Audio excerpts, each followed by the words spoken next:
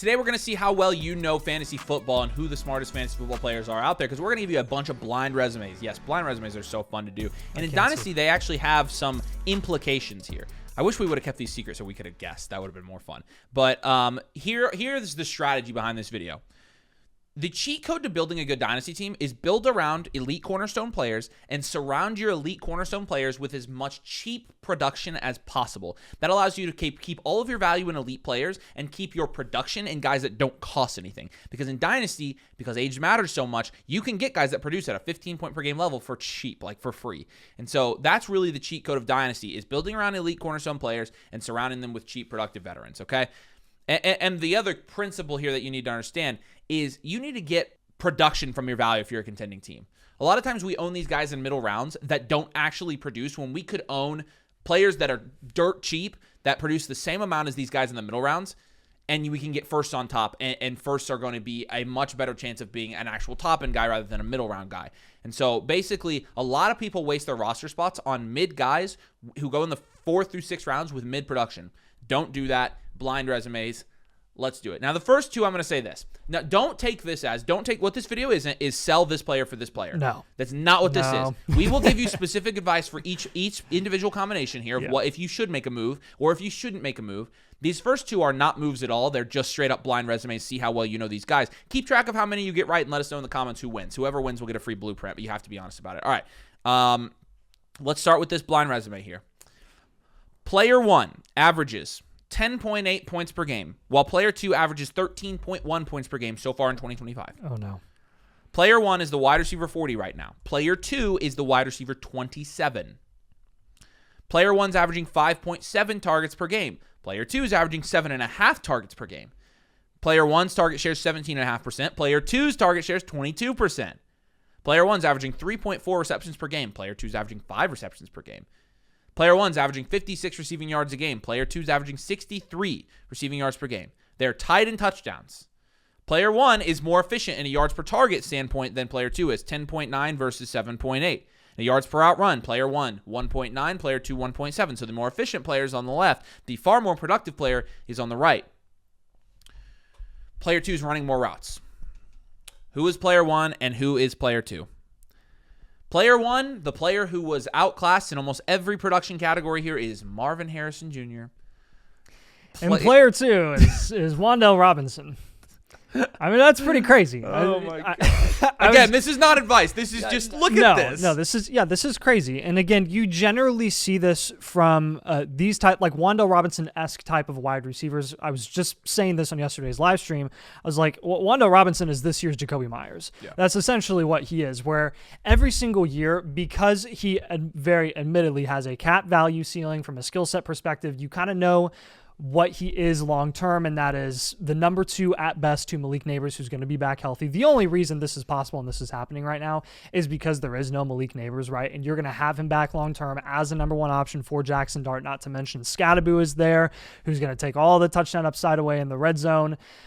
So like, again, reinforcing, this is not a one-for-one move or saying you have to down tier from Marv to Wan'Dale Robinson. This is just advice at all. No, this honestly is indictment on Marv, though. Very eye-opening when it comes to Marv's lack of efficiency in an offense that I think a lot of people, including ourselves, were believers in. And here's the reality, guys. Until there is wholesale change from the top down in terms of front office, coaching staff, and quarterback, you're not going to see much better from Marv for quite a while. And we whiffed on Marv, by the way. We did whiff on Marv quite a bit because we overestimated the situation. And most people underestimated the situation in New York. It was really hard to predict like what Jackson Dart was going to be able to do in that offense. Especially, I mean, if you told me that before the season started that Malik Neighbors was going to go down with an ACL and Jackson Dart was eventually going to be the starter at some point in the middle of the season, I would have been like, this will be one of the worst teams in the league. Yeah. One of the worst by far, because offensively they're not going to be able to do anything. Yeah. And they've been very competitive in most of their games. So again, this is, like we were saying with Mars specifically, like Am I selling Marv at this point or moving off of him? I think the window honestly is closed at this point, because even a couple weeks ago, you could have moved Marv for Rashee Rice. You could have moved Marv for Garrett Wilson. And at that price point, we were like, okay, he hasn't lost enough value where I'm just cashing out, because he was valued in that range anyways to begin the season. And that's where I would have just cashed out, pivoted, because I wasn't going to lose any value anyways. And I'll target guys that I know have more value, upside, and potentially insulation. And Marv, honestly, is losing quite a bit of value at the moment. He's lost more over the last couple of weeks. He's plummeted to a point where I do think you probably got to stick with him at the moment. Here's a question, though. Can you get Chris Olave in a first for Marv? I don't know. You tell me. Is that possible in the trade finder? I don't know. I'm just saying Chris Olave, from a ranking standpoint, is wide receiver 24 compared to Marv at wide receiver 17. So probably not a first. You maybe have to throw a second back. But you're looking at guys like Chris Olave, Devonta Smith, Quentin Johnston, or you could down tier, get a good pick on top, maybe throw back a second or a third, and still get the same production. I don't think it's a bad play.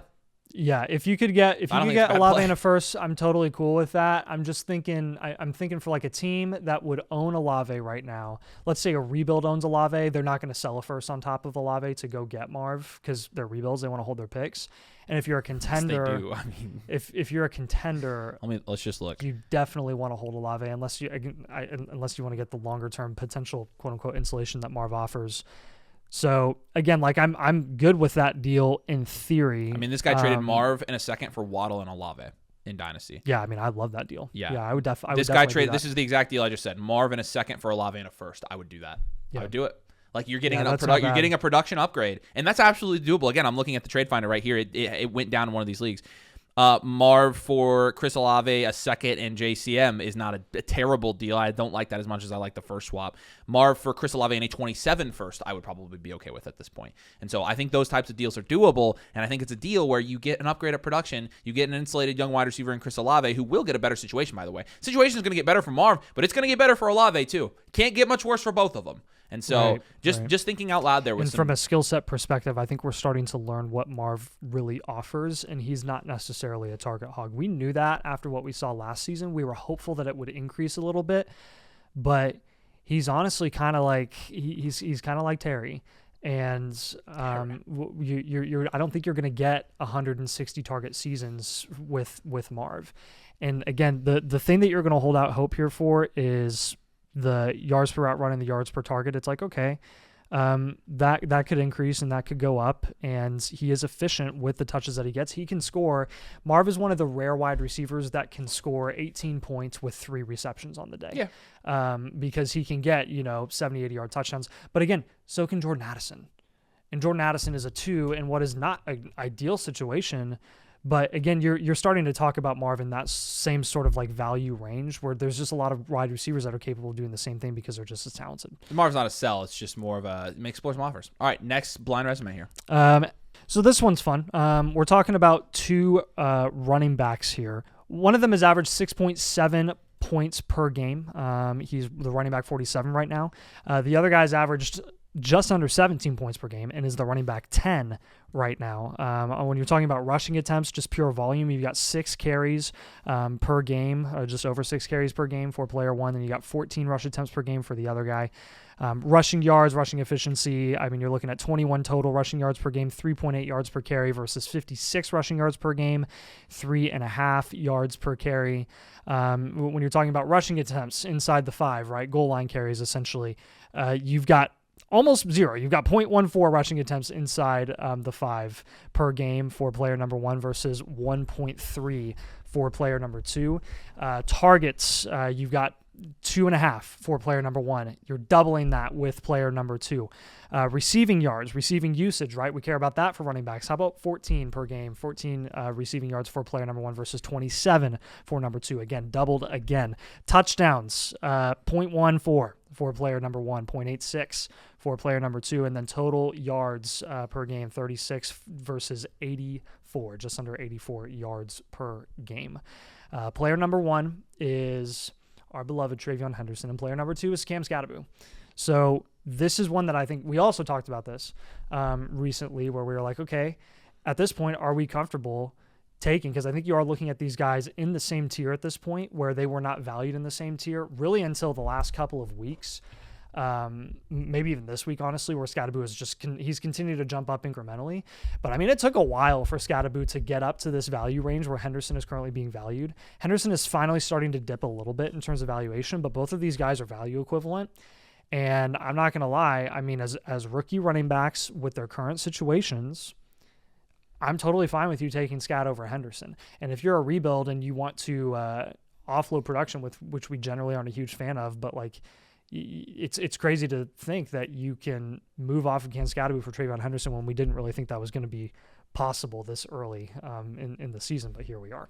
My question for you, this is an age-old Dynasty question that always makes you think a little bit. Mm-hmm. If Trayvon Henderson had Cam Scadaboo's season stats attached to him, where would he be valued in Dynasty right now? He would be a top 5 running back in Dynasty. He would be in the second round. Yep. Easily. Yep. Cam Scadaboo's in the 5th. Yep. Cam Scadaboo is just age-wise as well, because I know Cam Scadaboo was an older running back, 23 and a half years old. Oh. Henderson was a little bit older too, though. He is just about to turn 23. He's 22. So there's a half. The age is not half a conversation year age difference. It should not be a conversation. I've got them both honestly. at 23, so I think Trayvon. I think they might be almost the same age. So they're only a half year apart because you remember Henderson stayed for an extra year. So I actually thought the age gap was bigger between those guys, and it's essentially irrelevant when you're talking about like their future outlook and what their age is gonna be once they get to their second contract and stuff like that. I mean, at that point, I would just take the guy that is looking to be more consistent. And inefficiency is going to be a concern for a guy like Cam Scadaboo, but Cam Scadaboo is not a guy that you're really expecting to be ultra efficient on the ground constantly. He's kind of just a bruiser who's going to punish you.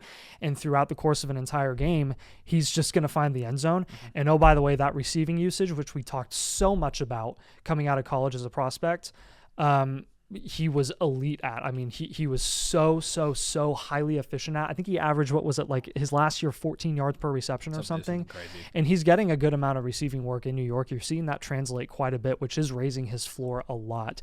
You are going to get to a point, in my opinion, where Trayvon Henderson is going to get more usage. He's going to be productive. He's going to get that opportunity long-term, et cetera.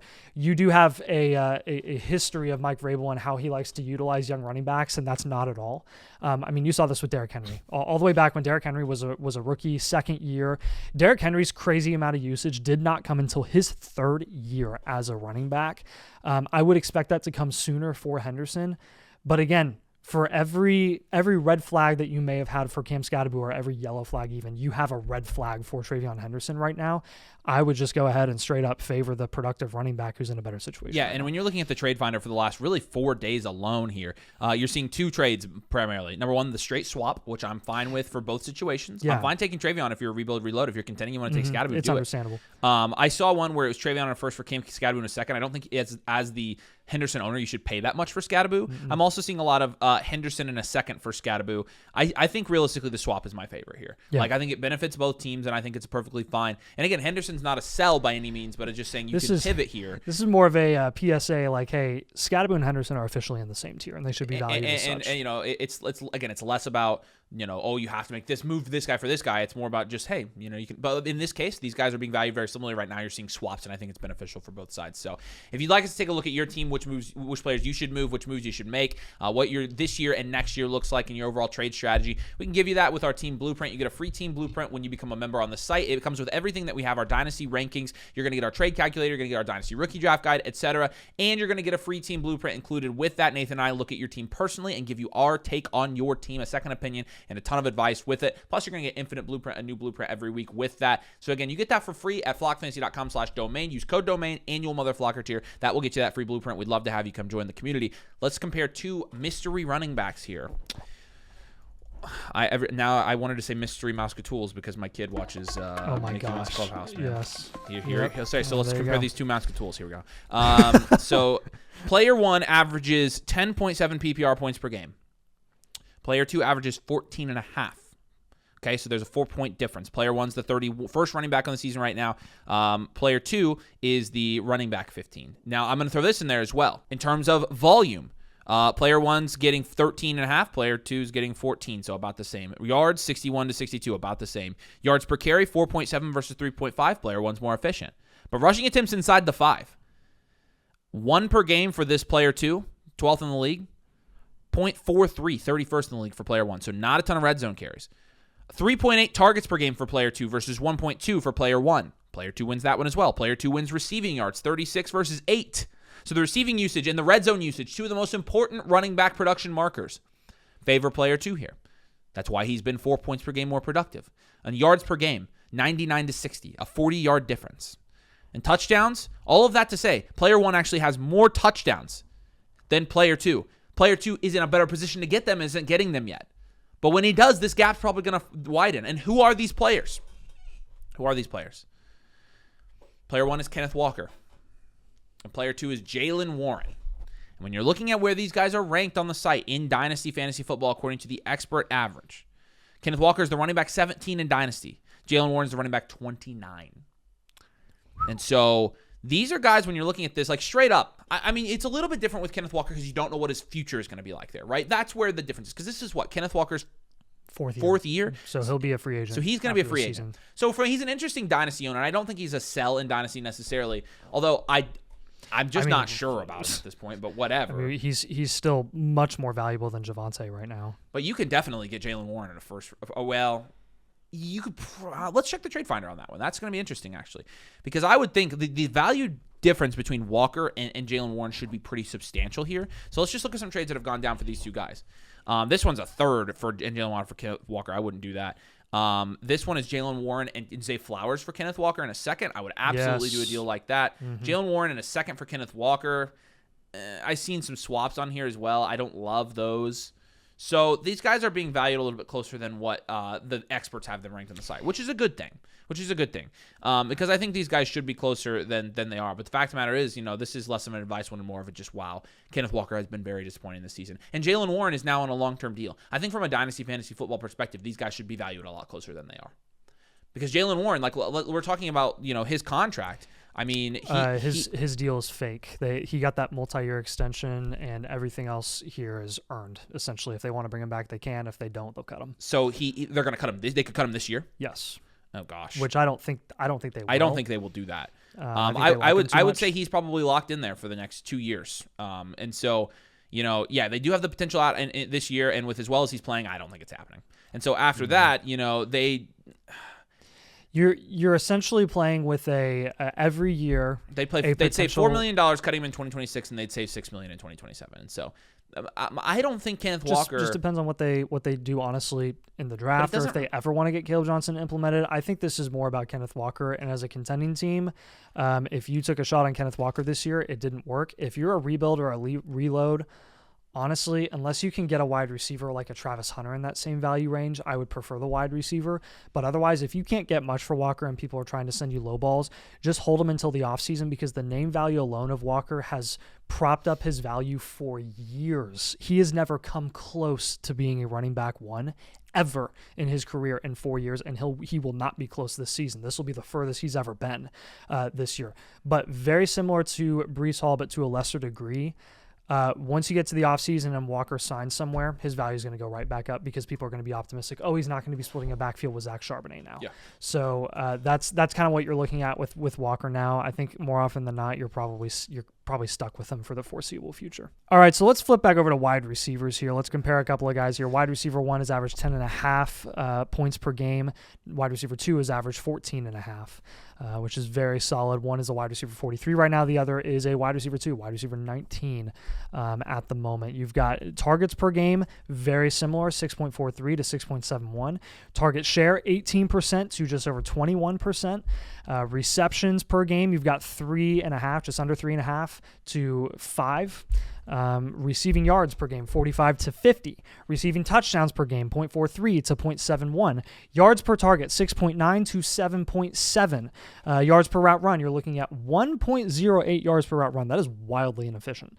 That's 108th among wide receivers in the league this season, to 1.73 yards per route run for wide receiver 2, which is not efficient either. 61st in the league, but it's better than 1.08. And then you got routes per game, 29 to routes per game for wide receiver 2, 24.4. So a lot of routes run for wide receiver 1, 18th in the league, and he's been very, very inefficient with his routes run. You're looking at wide receiver 1 being T. Higgins and number 2 being Michael Pittman. Again, the elephant in the room is there's no Joe Burrow, right? And you had essentially a 3 or 4 week stretch, a 3 week stretch with Jake Browning, where Jake Browning alone, like, ruined the efficiency of these wide receivers. So I think down the stretch, you're going to see these efficiency metrics increase, especially once Burrow comes back in December. Like, you're going to have really good showings for these guys. Long term, again, T. Higgins, more insulated. He's got a mega contract, got a mega deal. They're similar ages at this point. Michael Pittman is definitely one of those guys long term where everyone knows exactly what he is. They are very well aware of the situation that he's in. They prefer to run their offense through a running back like Jonathan Taylor, who's gonna just run over everyone all day and dominate the game, and he will take away production upside from everyone in that offense. Because he's just so good. And the Bugles don't have a team like that, right? They have to pass the ball constantly, which just raises the overall ceiling of T. Higgins on a week-to-week basis. So again, I do want to take like the efficiency metrics here with a grain of salt for a guy like Higgins versus Pittman, where like Pittman, what he's doing right now, it's going to stay. That's going to be what it is. That's the type of wide receiver that he is. And with Higgins, like, it can increase from here on out. But as a contender, I think this is more of a less let's be down on T. Higgins, and this is more of a you're getting more than what you paid for Michael Pittman in the offseason, and he's looking real nice right now in your flex spots. You have to start him every single week, and you essentially, with the exception of last year where he was playing with a broken back half the season, you're seeing from Michael Pittman what we've seen for years, and that is just a very reliable wide receiver 2 year in and year out. And I think that is very valuable for a lot of teams, especially contending teams that can't afford like super pricey, productive wide receiver 2s. Like, I mean, you could insert Zay Flowers here. You could insert Jordan Addison here. A good number of wide receiver 2s that are multiple tiers ranked above Michael Pittman. And Pitti is a 28-year-old wide receiver, value equivalent to Jordan Mason right now, Dalton Kincaid, Chuba Hubbard, David Montgomery, Kyle Pitts, Zach Charbonnet, J.K. Dobbins, Keon Coleman. I mean, he's essentially in a value range of a bunch of guys that are moving up and down, constantly fluctuating like crazy. And a lot of those guys are 1-year rentals, and you've just got the reliable Michael Pittman. I mean, we talked about Wan'Dale being this year's Jacoby Myers. How about career trajectory? Michael Pittman just being Jacoby Myers every single year. Like that essentially is what he is, because he can only go so high in dynasty value. I mean, you're looking year in and year out as long as he's a Colt. I cannot believe I'm saying this with Daniel Jones, as long as he's a Colt. He's a guy that you feel pretty comfortable flexing every single week. Yeah, and I was looking at the trade finder for trades here, and I don't think I wonder if people are undervaluing. I don't think he's a sell is the thing, because you don't have Joe Burrow, and so I'm not necessarily like making this move. But I did see somebody trade Michael Pittman in a first for T. Higgins. I would take Pittman in a first, a 26th first. But I don't think that's happening in very many leagues realistically, and so. And I don't like selling T anyways for anything less than that. And so since I don't think you're going to get what you should for T. Higgins, I'd probably hold. I would just say if you get that deal done, sure. But I just think most of the trades I saw aren't very good, to be honest with you guys. All right, let's go and compare these two mystery running backs now. Mystery running back number 1, 15.7 points per game this year, 16.1 for player number 2. Player number 2 takes the advantage there. It's running back 11 this year versus the running back 12. In terms of rushing attempts, player 1 out attempts player 2 by 1. But in terms of rushing yards, player 2 out gains player 1 by 2 yards per game. Very similar here. Yards per carry, rush attempts inside the 5, and targets, player 1 actually takes, but it's close. Player 2's right on his heels. Player 1 has more receiving yards per game and more total yards per game. Player 1 has more touchdowns per game. It's very even. You can see very even. They're splitting about half of these categories, and they're producing at exactly the same level. The problem is in Dynasty, they're not valued at the same level. Who are these two players? Player number 1 is Kyren Williams. Player number 2 is DeAndre Swift. And this is less of a take and more of just a, man, Swifty's a decent flex option in Dynasty right now to buy. Mm-hmm. That's really what this is. Yeah. Because it's not an indictment on Kyren. The thing with Kyren is he's locked into a very good situation there because he does have a contract. He's on a second contract. And Swift is not. Swift actually, isn't. Swift will be out. And who knows, year. Swift might be gone. Yeah. And so Swift is just a rental. But this is more to say, Kyren Williams, who's ranked in Dynasty as the running back 13 right now, according to expert consensus, versus DeAndre Swift, who's ranked right now as the running back 26. Okay? So you have a 13-spot difference between these two running backs producing at the exact same level. We look at Kyren as this high-end starter for Dynasty teams, when in reality, both these guys are flex-level options, and DeAndre Swift is the cheaper one. Now, again, Kyron's going to hold more long-term value because I think he does this for 3 years, whereas Swifty, he'll do it this year. I don't know what it's like beyond this year. And that's why the value discrepancy is there. And the value discrepancy in this particular case is warranted. But again, this is more of an indictment on Swifty. Look at how he's producing. He's producing as a top 12 running back so far this year. He's essentially, he's kind of a mercenary for hire at the running back position for any NFL team at this point. If they want to bring him on for a short-term deal, potentially throw him into a good situation, and he'll be productive. He's shown this at every stop that he's had at any stretch. He showed obviously in Detroit when he was valued much higher. He goes to Philly, valued much less. He ends up having a very good season, at least for a stretch. He had a good season last year for a stretch, and then this year he's on a tear at the moment. He always has like a 6-week stretch every single year where he just runs up the board quite a bit in Dynasty and in fantasy, because he's kind of that type of running back. He has to like ease in, and then he gets a ton of work, and then maybe he gets banged up, or he's just not as efficient. But he's very explosive. You do want to look here though, just contextually with Chicago. It was no secret that they wanted a running back this year. It was no secret that they tried to trade up for Ashton Genty. They couldn't get him. They tried to get their guy. I think they tried to get Henderson in the second round. They couldn't get him either. So they ended up going with Luther Burden. But they wanted to replace DeAndre Swift. Ben Johnson is well aware of DeAndre Swift's long-term limitations, and next year of all years, if they cut him, they'll save $7 million. So if they draft a running back or get a guy that they just feel more comfortable with in free agency, if they were to go and sign Breece Hall for $10 to $12 million versus Swift for $8 million, I think they would probably prefer Breece Hall just in terms of skill set, because he's a little more consistent as a runner. But again, there are a lot of possibilities where you could just see, again, Swift out the door going somewhere else. He's a rental. He's a journeyman. But again, he's a nice cheap journeyman that you could have invested in as a contender, honestly getting as a throw-in in a lot of dynasty deals. So now we're going to head over to the tight end position. We're going to talk about a couple tight ends here, and I'm sure you guys will know who we're talking about once we start mentioning these players. But tight end 1 right now is a tight end 2. On the season in terms of points per game and total points, 16.2 points per game. The other tight end has averaged 17.2 points per game, 1 more point per game. He's the tight end 1 on the season. When you're looking at targets, you got 9.4 for player 1. You got 8.3 for player 2. 26.9% target share for player 1 versus 22% target share for player 2. Receptions per game, 6.7 for number 1, 7.3 for number 2. Receiving yards per game, you got a lot more. You're looking at much higher efficiency here for tight end 1, 60 receiving yards per game versus 47 receiving yards per game for number 2. Receiving touchdowns, you've got 0.57 versus 0.86 for tight end 2. Yards per target, 6.59 versus 6.06. So pretty similar there. Yards per route run, 1.6 versus 1.7. And then total routes run every single game, you've got 31 for tight end 1 and 25 routes per game for tight end 2. You probably already guessed what this is already. You're like, okay, they're definitely talking about a highly valuable tight end versus a less valuable tight end. And oh, by the way, who's the tight end 1 right now on the year? It's Jake Ferguson. That is the number 2 guy that we were talking about here.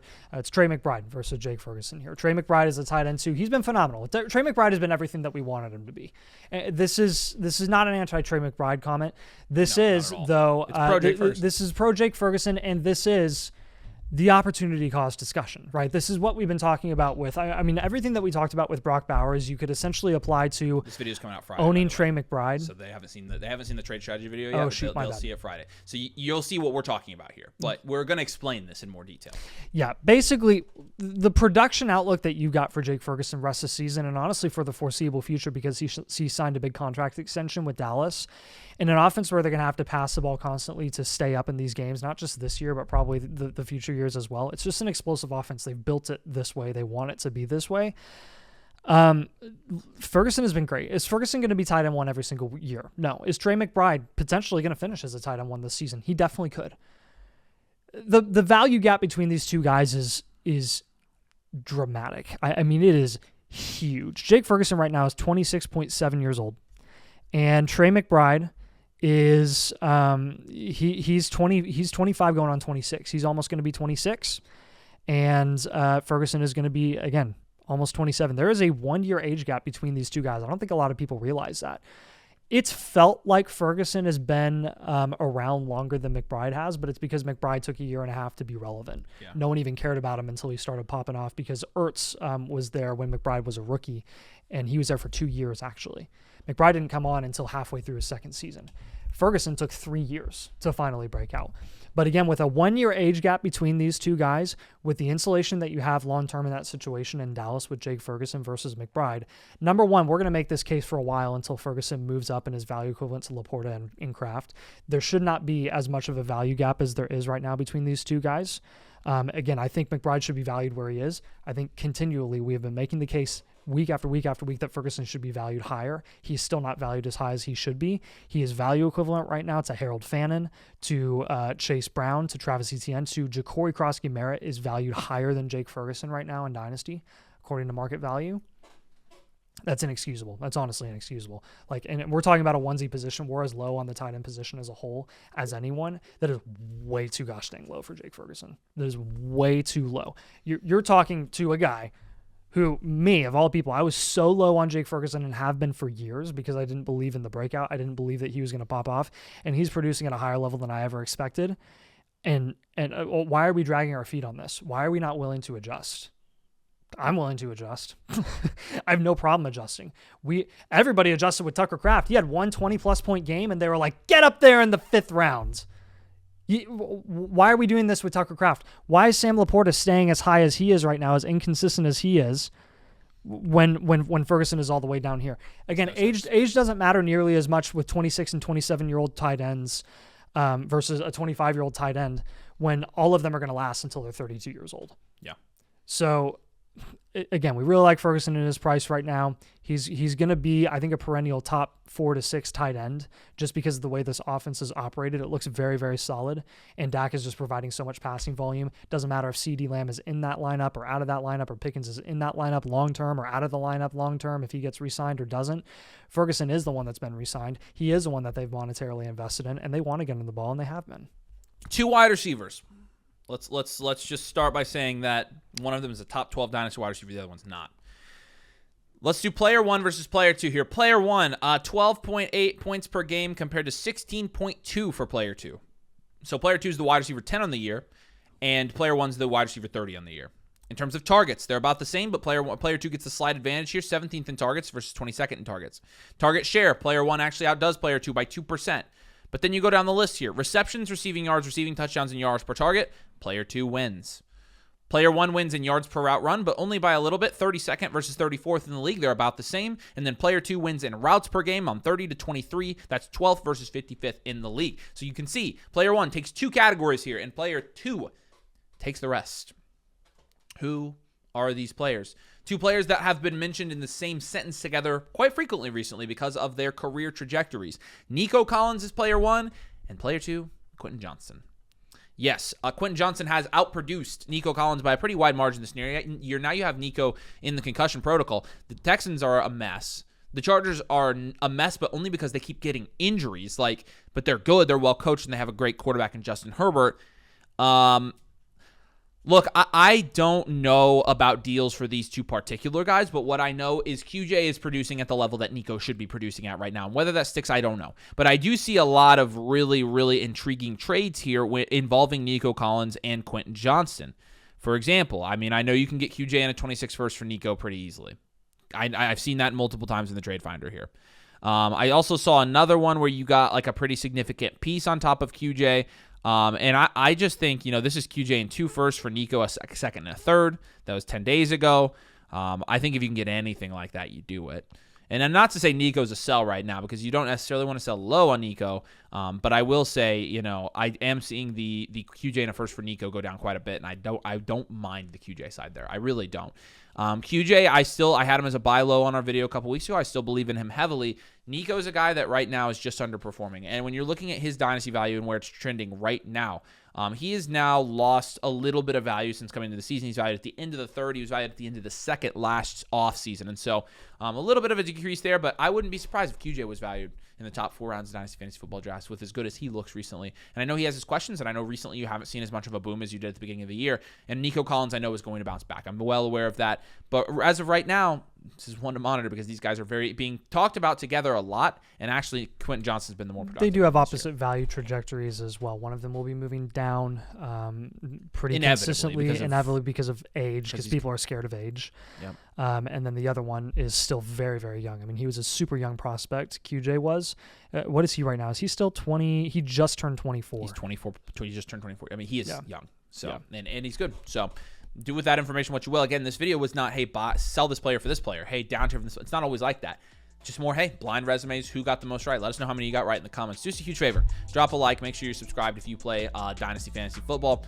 We obviously love Dynasty, and we spend our lives talking about it, so we'd love to have you subscribe. But hopefully you guys enjoyed that video. Let us know in the comments if you did. Obviously, I think people like this video, but we'll keep doing it if we get enough positive reactions to this. We appreciate you guys. Thanks for watching. We'll see you here soon.